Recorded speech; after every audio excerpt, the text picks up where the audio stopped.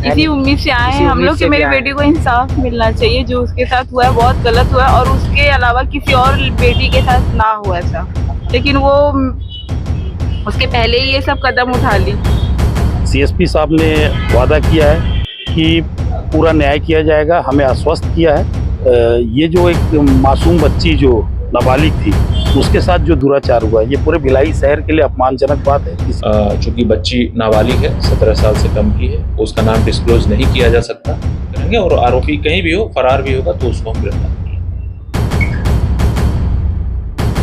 जय हिंद, मैं सोहेल चिश्ती। आप देखना शुरू कर चुके हैं भिलाई का सच। मौजूद है हम स्मृति नगर थाने में, जहां कल एक आत्महत्या का मामला यहां दर्ज हुआ था। मामला इस प्रकार है कि एक मुस्लिम लड़की है, नाबालिग लड़की है 17 साल की, उसका गैंग रेप किया जाता है महीने भर से उसका एक लड़के के साथ जो गैर मुस्लिम है उसका दोस्ती चल रही थी। दोस्ती में आने के बाद प्यार मोहब्बत का जो सिलसिला चलता है लड़का लड़की के बीच वो चल रहा था, लेकिन कुछ दिन पहले इसका नाबालिग लड़की का गैंग रेप किया जाता है। गैंग रेप करने के बाद जो आरोपी है, मुख्य आरोपी, वो रेप करता है। उसके बाद उसके जो 4 दोस्त है, 4 दोस्त भी साबित बता रहे हैं इस पूरे मामले में। 4 दोस्त उसका वीडियो बना लेते हैं। वीडियो बनाने के बाद उसको धमकी दिया जाता है, पैसे को लेकर धमकी दिया जाता है, तुम पैसे नहीं दोगी तो मैं ये कर दूंगा वो कर दूंगा।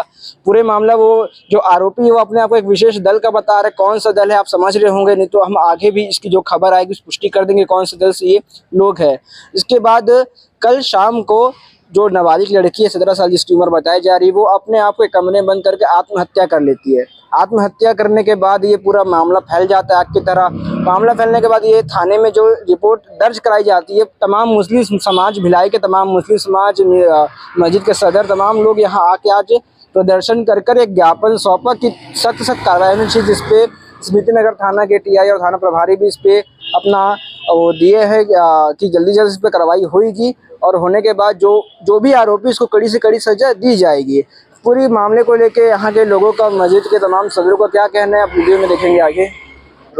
भिलाई मस्जिद के, पूरी भिलाई शहर के मस्जिदों के प्रेसिडेंट, जितने भी मदरसे हैं, तंजीमें हैं, संस्थाएं हैं, तमाम नौजवान आज आके उन्होंने अपने जिस बच्ची के साथ दुराचार हुआ है, जिन लोगों ने गैंग रेप किया है, उसके बारे में स्मृति नगर चौकी में आके उस बच्ची की माँ के साथ, भाई के साथ खड़े होकर न्याय की गुहार लगाई है।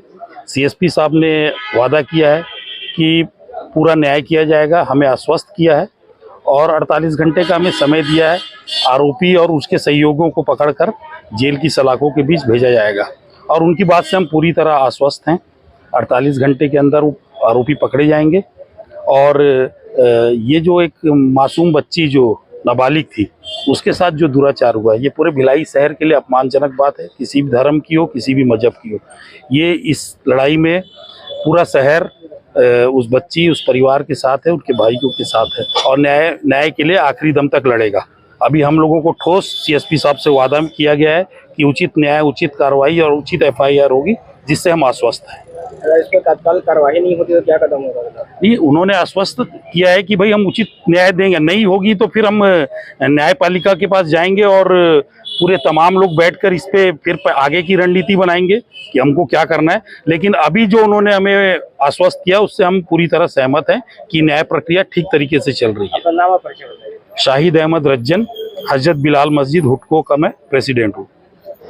आज जो घटना घटी है 3 दिन कबल यहाँ पर भिलाई में, बहुत ही गंभीर मामला ये आया है। समाज की एक नाबालिग लड़की के साथ जो दुष्कर्म हुआ और उसको ब्लैकमेल करके उसको खुदकशी करने पर विवश किया गया है ना, और 3 दिन हो गए अभी तक कोई गिरफ्तारी नहीं हुई। इसीलिए समाज में बहुत आक्रोश था। तो इसके लिए भिलाई शहर के तमाम मस्जिदों के सदर और अहदेदारान और नौजवानों की तंजीमें और बाकी टीमों ने अभी सीएसपी साहब से आकर पूरी वार्तालाप की, जिसमें उन्होंने आश्वासन दिया है कि जल्द से जल्द कार्रवाई करेंगे। और समाज की ये डिमांड है कि कार्रवाई बहुत स्ट्रॉन्ग हो, पास्को एक्ट लगे, 302 लगे और जो आरोपी जिसका नाम है ना, उसके अलावा जो 4 अन्य हैं उनको जल्द से जल्द गिरफ्तार करके, है ना, बहुत स्ट्रॉन्ग केस बनाया जाए ताकि किसी और बच्ची के साथ ये हादसा ना हो। ये एक सबक मिले पूरे शहर भिलाई को। जो भी अपराधी तत्व हैं। प्रशासन की अभी जो कार्रवाई है उससे कितना संतुष्ट है, क्योंकि आरोपी अभी फरार है? अभी फिलहाल तो देखिए, जब तक गिरफ्तारी नहीं होगी तब तक चैन नहीं मिलेगा। साहब ने तो कहा है, क्योंकि वो उसके यहाँ ताला लग गया है, अपराधी फरार हो गया है, जल्द से जल्द जब तक गिरफ्तारी ना हो जाए, उन्होंने तो कहा कि हम पूरी कोशिश कर रहे हैं, उसको ट्रेस कर रहे हैं, और आश्वासन तो दिया है उन्होंने, कार्रवाई तो ठीक कर रहे हैं अभी फिलहाल। आपका नाम? आसिम बेग, सदर भिलाई नगर मस्जिद ट्रस्ट। जिस तरीके से भिलाई की इस बच्ची के साथ में जो ये दुष्कर्म हुआ है, ये बहुत ही शर्मसार, ये मुस्लिम समाज के लिए शर्म वाली बात नहीं है, ये पूरे भिलाई समाज के लिए शर्म की बात है, क्योंकि वो किसी समाज की बच्ची नहीं थी, वो इस भिलाई की रहने वाली बच्ची थी, और भिलाई की बच्ची के साथ ऐसा हुआ है। कल के दिन जो लोग मेरी बात को सुन रहे हैं समझ लें कि उनकी बच्चियों के साथ भी हो सकता। तो इस मसले में किसी भी तरह की कोई भी राजनीति ना किया जाए, और उसके इंसाफ के लिए मैं समझता हूं कि हर किसी को सामने आना चाहिए। प्रशासन ने हमको आश्वस्त किया है कि उसके खिलाफ धारा 306, 376 पास्को एक्ट के तहत और 120B के तहत कार्रवाई की जाएगी, और मुझे लगता है कि ये जो धाराएं जो लगाई जा रही हैं ये सफिशिएंट है, और हमारा प्रमुखता से मांग रहा है कि उसको जल्दी से जल्दी अरेस्ट किया जाए, और उसके खिलाफ जो जो लोग उसमें सम्मिलित रहे हैं उनके खिलाफ कड़ी से कड़ी कार्रवाई की जाए। तत्काल कार्रवाई नहीं की जाती तो आपका अगला कदम क्या होगा? हमने प्रशासन से कहा, मांग की है कि 48 घंटे के अंदर समाज को आप रिजल्ट दीजिए, क्योंकि बात ये सिर्फ मुस्लिम समाज की नहीं है, मैं पहले भी दोहरा चुका हूं, ये बात पूरे भिलाई समाज की है। तो इस पर प्रशासन ने जिस तरीके से हमको आश्वस्त किया है, जिस तरीके से प्रशासन की भूमिका रही है, तो कहीं हमको कोई संदेह नहीं दिखा। संदेह होता तो यहाँ पे जो तादाद है ये सैकड़ों की जगह हजारों की तादाद होती। तो प्रशासन पूरी तरीके से कोऑपरेट कर रहा है, सहयोग कर रहा है। जो हम चाहते हैं प्रशासन से, प्रशासन उस तरीके से नियमता जो कानून है उसके तहत कानून का पालन करवा रहा है वो, और बहुत जल्द उसकी गिरफ्तारी होगी और उसको कड़ी से कड़ी सजा दिलवाई जाएगी। और जब तक ऐसे लोगों को कड़ी से कड़ी सजा नहीं दिलवाई जाती, तब तक भिलाई के हर युवा को, हर बुजुर्ग को इसके लिए प्रतिज्ञाबद्ध होना पड़ेगा। मैं नजरुल खान मुस्लिम समाज से हूं और मुस्लिम समाज का एक प्रतिनिधि हूं। मैं मोहम्मद सोहेल रहीम, ब्रिक जिला अध्यक्ष हुसैनी सेना।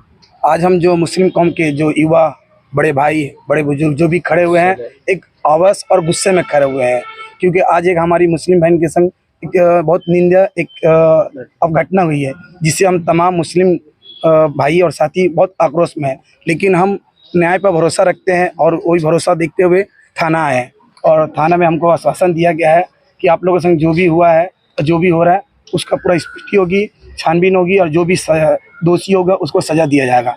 और हम इसी को देखते हुए सर से बात किए, सर ने हमारा लिखतनामा कबूल किया है और बोला कि दोषियों को जल्द से जल्द तुमको सजा दिया जाएगा। घटना घटी हाउसिंग बोर्ड कोका में। एक नाबालिग बच्ची, हमारे समाज की एक नाबालिग बच्ची जिसकी उम्र 17 साल 3 महीने थी, उसके साथ वहीं के सामने रहने वाले आदित्य बारले एवं उनके 4 सहयोगी और साथी, इन लोगों से इन्होंने, उस लड़की से इन लोगों ने संबंध बनाया। उसके बाद उस लड़की को धीरे धीरे बुला के उसके और उसके दोस्तों द्वारा वीडियो बनाया गया, और उस वीडियो के आधार पर ब्लैकमेल करके बार बार उस लड़की को मजबूर किया अपने साथ संबंध बनाने का। बाद में उसको धमकी देने लगे, उससे पैसे की मांग भी करने लगे। आदित्य बारले जगह जगह पे उस लड़की को और उनको बार बार डराता भी था कि मैं बहुत पावरफुल आदमी हूँ, मैं बहुत इधर हूँ उधर हूँ, बहुत सारी बातें बोला। लड़की इतनी मजबूर, इतनी परेशान हो गई, क्योंकि लड़की के बैकग्राउंड बहुत गरीब परिवार से है, उनके पिताजी नहीं है, उनकी माँ बेचारी मेस में खाना बना के अपने घर परिवार का पालन करती है, उसका एक भाई है जो भी अभी उम्र में बहुत छोटा है, बहुत स्थिति नाजुक है। ऐसे हालात में उसके इस मजबूरी का फायदा उठा के आदित्य बारले और उनके जो 4 साथियों ने बहुत सोच समझ के प्लानिंग करके उस लड़की को ब्लैकमेल करके ऐसा मजबूर कर दिया कि उस खुददार लड़की के पास सिवाय अपने मौत के कोई ठिकाना दूसरा नहीं दिखा। इस विषय में हम लोगों ने कल इस विषय में आके चौकी प्रभारी से मिले, चौकी प्रभारी को इस केस का विरोध किया, उनका सहयोग रहा। उन्होंने हमें वादा किया कि इसमें जो भी तात्पर्य जल्द से जल्द कार्रवाई होगी वो करेंगे। उसी विषय में आज हम लोग थाने आए हैं, समाज के सारे लोग और सारे मस्जिदों के सदर, हुसैनी सेना के अध्यक्ष और युवा मुस्लिम समाज के बहुत सारे लोग आए। उसमें CSP सत्य प्रकाश तिवारी जी से बात भी हुई। तिवारी जी ने हम सबों को आश्वासन दिया और ये वादा किया है कि एविडेंस के आधार पे PM रिपोर्ट आने के बाद इन आदित्य बारले उनमें सहयोग करने वाले 4 अपराधियों के खिलाफ धारा 306 पास्को एक्ट और बलात्कार की धाराएं लगेगी। अगर ये साबित हो गया कि उनके साथ 2-4 लोग और थे तो उनके ऊपर 120B की भी कार्रवाई की जाएगी। मेरा और पूरे समाज के लोगों का ये सिर्फ प्रशासन से निवेदन है कि इन आदित्य बारले और उसके उन 4 साथियों को ऐसी सजा मिले पुलिस प्रशासन ऐसी नज़ीर पेश करे कि आने वाले समय में कोई भी लड़की हो, किसी भी समाज की हो, हिंदू हो, मुसलमान हो, सिख हो, ईसाई हो, किसी के साथ ऐसी घटना ना घटे। और अगर ऐसी घटना घटती है तो उनको, उन अपराधियों को यहाँ तक कि फांसी की भी सजा दी जाए, ऐसी हमारी मांग है। हमारी मांग ये भी है कि अधिवक्ता संघ दुर्ग से निवेदन है कि ऐसे मुजरिमों का केस ना लड़ा जाए, इनको एक तरफा सजा देके और एक मिसाल कायम की जाए। हम प्रशासन साथ सत्य प्रकाश तिवारी जी, अपने चौकी पर भाई संधू जी के बहुत आभारी हैं कि उन्होंने मेरा बहुत सहयोग किया, हम सबों का सहयोग किया और बहुत आगे बढ़ के इस केस को जल्द से जल्द निपटाने का हम लोगों को आश्वासन दिए। मैं उनका तहे दिल से धन्यवाद पूरे समाज की ओर से करना चाहिए। पहल की है, एफआईआर हुई है, आरोपी कब तक गिरफ्त में आएगा? क्योंकि समाज द्वारा यहाँ पर आरोपी गिरफ्तार होने तक के प्रदर्शन और आक्रोश की बात कही जा रही है। नहीं, उनके द्वारा पतासाजी की गई है। वो परिवार किराए में रहता था, उसके घर में जब से उनको सूचना लगी कि लड़की ने आत्महत्या कर ली है तो वो लोग ताला बंद करके फरार है। लेकिन सत्य प्रकाश तिवारी जी और प्रभारी जी ने वादा किया है कि वो दुनिया के किसी भी कोने में रहेंगे, हम उसको जल्द से जल्द ट्रेस करके उनको और उनके साथियों को गिरफ्तार करके सजा जल्द से जल्द दिलाएंगे। को इंसाफ मिलना चाहिए, जो उसके साथ हुआ है बहुत गलत हुआ है और उसके अलावा किसी और बेटी के साथ ना हो ऐसा, उस लड़के को सजा दिलाओ बस। आखिरी दफा बेटी से क्या बात हुई थी? आखिरी दफा मुझसे बस यही बात हुई थी कि मैं उसको बोली थी कि मैं पहले मतलब परिवार वालों से सलाह लेके बात करके मैं पुलिस वगैरह में रिपोर्ट करूंगी, मैं तेरा साथ दूंगी, अगर कोई नहीं भी दिया तो मैं तेरे साथ खड़ी हूँ हमेशा, ये करके मैं उससे बात हुई थी।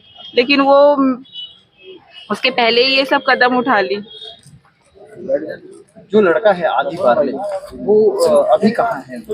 वो तो फरार है, पूरे परिवार उन लोग फरार हो गए घटना के बाद से। जी, घटना के बाद से। इसमें और भी कुछ लोग थे ऐसा? हाँ, उसके दोस्त भी हैं बोलते हैं आदि बारले के, पर वो उनका कोई अता पता नहीं है कि कौन है क्या है करके। जो मेन था वो आदि बारले था, वो मिलेगा तो वही बता पाएगा कि कौन था क्या था। आप लोग क्या सहायता चाहते हैं, क्या हो सकता है?